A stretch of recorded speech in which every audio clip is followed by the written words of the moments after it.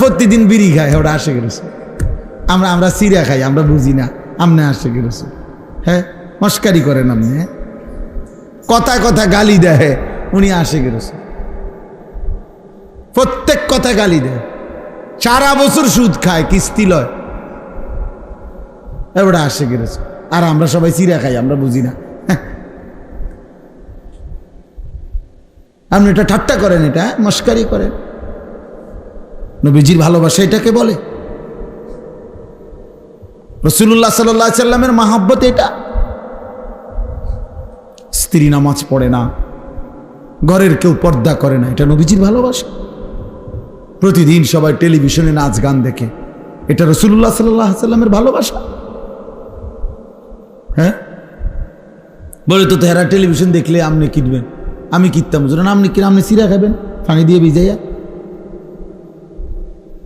আপনি কিনবেন মানে? এরপরে গুড় কিনে আনবেন আলাদা, সিরে দিয়ে গুড় দিয়ে খাবেন।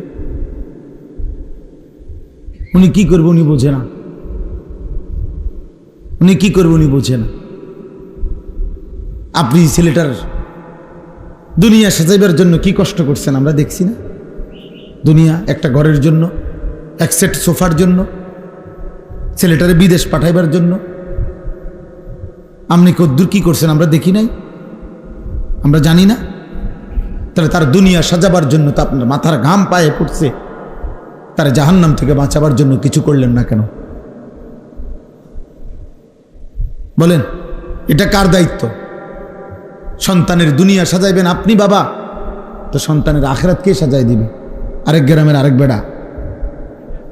তাইলে বলেন ইনসাফ কি বলে? বলে শুনে না তো শুনে না, কোন বছরের তো শুনে না?